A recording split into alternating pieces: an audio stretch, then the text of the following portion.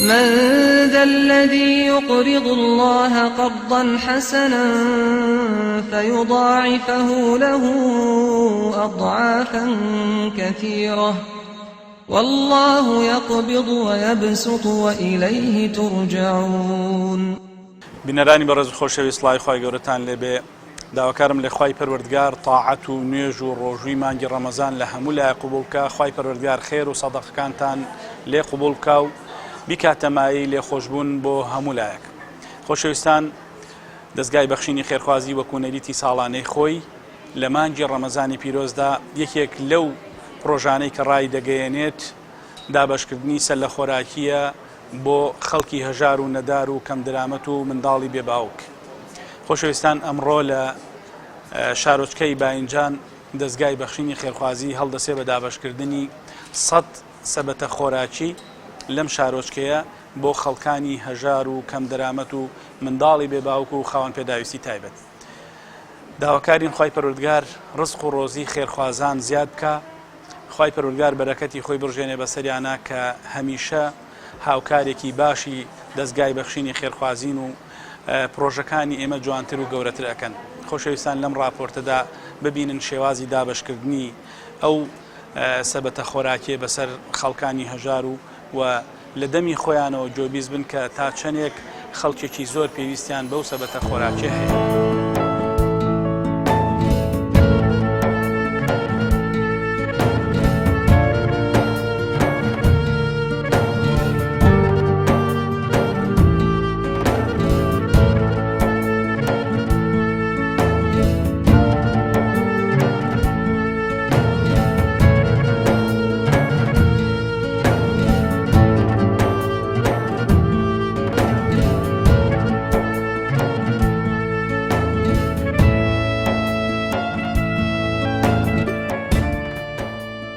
دەستخۆشی لە کۆمەڵی خێرخوازی کۆمەڵی ئیسلامی یەکەم یارمەتی ئەم فەقیر و هەژارانەی داوە.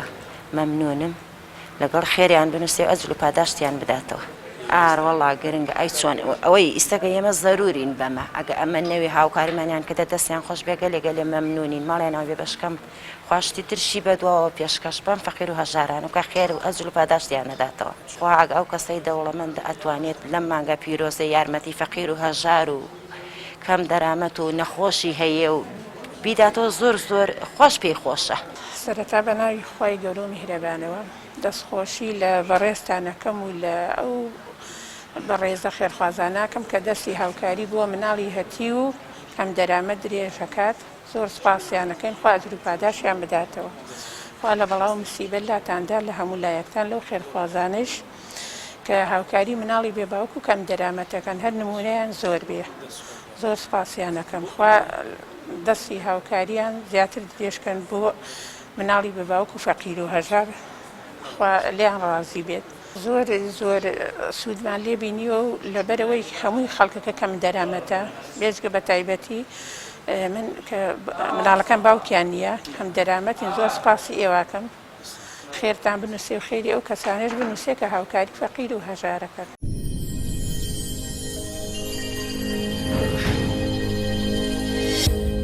دەستخۆشکەری ئەو کەسانە دەوڵەمەندانە ئاکەین کەەوە بۆ بە سەبەبی ئەم شتانە ئەنێرن بۆ ئەم بەرنامەیە و ئەمایش ئەتوانن کەەوە بگەێنن بە هاوڵاتیانی فەقیر و کەم دەرامەتەکان بۆ ئەم مانگی ڕەمەزانە بتوانن بە ماڵ و مناڵن سەرفی بکەن.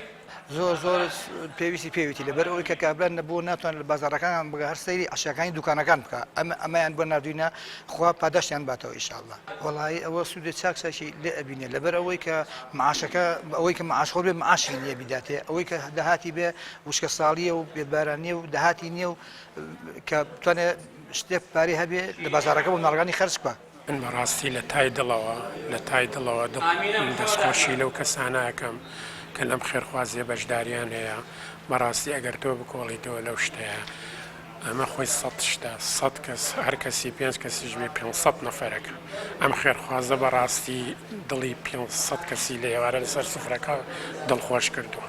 ئینسان بەڕاستی لە 11 مانگە ئەم مانگە داوا لەو خێرخوازاناکەم لەو بەخشیناناکەم بەڕاستی ئەوەی ئیمکانێتی لە بەردەسایە ئیمکانێت و توانای هەیە بەڕاستی ئەمە ئینسان چەندێک دڵخۆشەکە چەندێک خۆشحاڵە بێ بکە بۆ بەرنامەیەدا ڕێشتووە لە تای دڵەوە سوپاس یەکەم هەمیشە دڵەکانی فراوان بێ هەمیشە دڵخۆش بێ بەڕاستی ئینسان بەبێ دڵ هەر ناژێ لەم دنیاە بۆ یەک سانەیەکش بەڵام بەڕاستی من زۆر سوپاسی ئەو خێرخوازاناکەم ئەو بەخشیناناکەم زەحمەتەکێشن خۆیان ماندووەکەن بەڕاستی من دەستخۆشیان لێکم ئیشەڵان نمونەیان هەرفراوان بێ ئەو مامۆستایانە وەکو جەنابەت بەڕاستی کە زۆر ماندوو بن ئەو زەحمەتاکێشن بە قەزا و نەحەکانە ئەگەڕێن لە شوێنی دوورەوە هێنن ئەو کەسانەی کە ئەیکڕێ و کە بەڕاستی حازرێکا و دابەشێکا بەسەر خەڵکە من وەکو شخصێک کە لێرە ئەمڕۆکە هاتوومە تێرە بە تای دڵەوە دەستخۆشی لێکم داوا لە پەروەردگارەکەم لە مانگی مبارەکەیە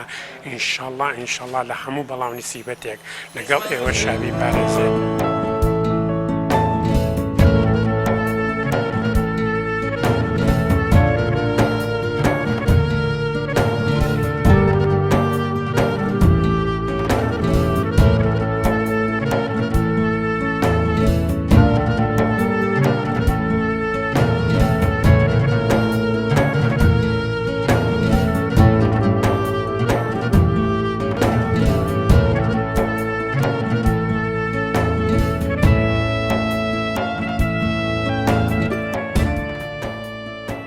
بسم الله الرحمن الرحیم سەرەتا داواکارم لە خوای پەروەردگار بۆ خاتری ناوە جوانەکانی خۆی نوێژ و ڕۆژ و تاعەت و عیبادەت و سەدەقە و ئیحسان و چاکە و هەموو کارە جوان و باش و پەسەندەکان کە لای خۆی پەسەندە لەم مانگی ڕەمەزانەدا لە بەندەکانی خۆی وەربگرێ تەوفیق و هیدایەتمان با زیاتر و زۆرتر بتوانین خۆی لە خۆمان ڕازی بکەین لە مانگە پیرۆزەدا.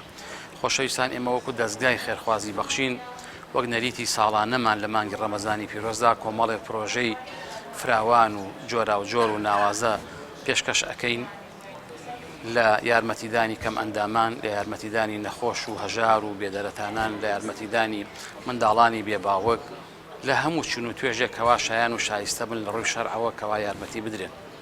پرۆژەکانی ئەم ساڵیشمان وەکو عەرزمکردن جۆرا و جۆرە دروستکردنی خانووە و یارمەتیدانی منداڵانی بێباوکە و یارمەتیدانی نەخۆشانی درێژخایەنە ئەوانەی کە غەسلی گورچیلیان هەیە ئەوانەی کە شێرپەنجەیان هەیە ئەوانەی کە کەم ئەندامن و بە زۆر لە بابەتی تر کە ئێمە لە ئەتوانین دەستگیرۆیی هەژار و فەقیر و نەدارەکان بکەین.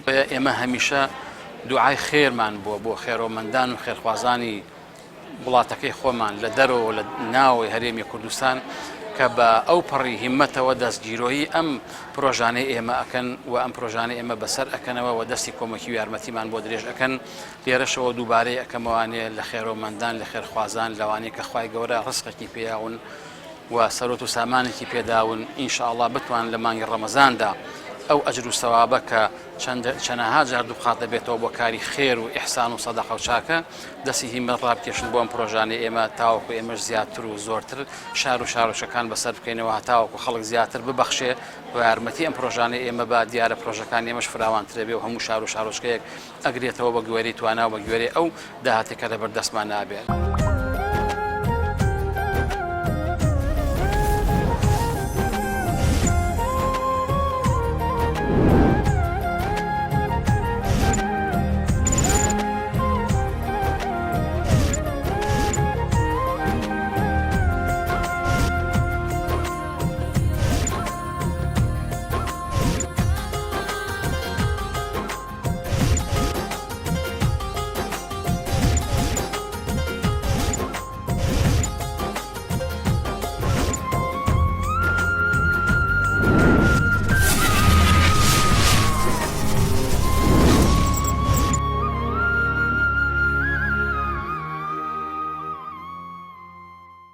بینەرانی بەڕێز و خۆشەویست ئەوەی کە بینیتان دابەشکردنی 100 سەبەتە خۆراکی و بەسەر خەڵکی هەژار و نەدار و خەڵکانی خاوەن پێداویستی تایبەت و منداڵی بێباوکدا. ئازیزان چەند گەورەیە چەند خۆشبەختیە بۆ تۆی خێرخواز و دڵاوە کە کاتێک منداڵێکی بێباوک کەسێکی خاوەن پێداویستی تایبەت کەسێک کە خاوەنی نەخۆشی درێژخایەنە لەم مانگی ڕەمەزانەدا بەهۆی ئەو خێر و بەخشینانەی تۆوە ئێوارە بەربان دەکاتەوە. چەند مایەی گەورەیە بۆ تۆی بەڕێز و خۆشەویست کە هەمیشە ماڵ و سەروەتەکەت لەسەر لەپی دەستە بۆ بەخشین لە پێناوی خوای پەروەردگار کە بیبەخشی بە خەڵکانی هەژار. دەتەوێ ئەو خەڵکانەی کە خوای پەروەردگار بەڵاو موسیبەتێکی داوە بەسەریانە تووشی هەژاری و نەداری کردوون هاوبەش و هاو سفرەی تۆ بن لە ئێوارانی مانگی ڕەمەزاندا. هەروەکو یەکێک لەو کەسانەی کە سەبەتە خۆراکی وەرگرت قسەیەکی زۆر جوانی کرد، فەرمووی 11 مانگ بۆ تۆ کە خوای پەروەردگار بەرەکەتی خۆی بڕژانەوە بەسەر تا ئەم مانگی ڕەمەزانە لە 12 مانگەکە فرسەتە بۆ بەخشینی ماڵەکەت، فرسەتە بۆ ئەوی کە ماڵەکەت بپارێزی بەهۆی خەیر و سەدەقەکانتانەوە. ماوەتەوە بڵێین سوپاستانەکەین، دەستخۆشیتان لێ یەکەین، دوعای خێرمان هەیە بۆتان ئەی ئەو کەسانی کە هەمیشە دڵئاوا دەستکراوە هەمیشە ئێوە ماڵەکانتان دەبەخشن و ئەو کەسانە کە هەمیشە پرۆژەکانی دەستگای بەخشینی خێرخوازی بە پایان دەگەێن و گەورەی دەکەن. دەڵێن خوای گەورە بەرەکەتی خۆی بڕژێنێ بەسەرتاندا، ماڵتان ئاوا ببەخشن بۆ ئەوەی بەخشین بەردەوام بێ و ئێمەش لە خزمەت بین بۆ ئەوەی بەخشینەکانی ئێوە بگەێنینە دەستی هەژار و نەدار.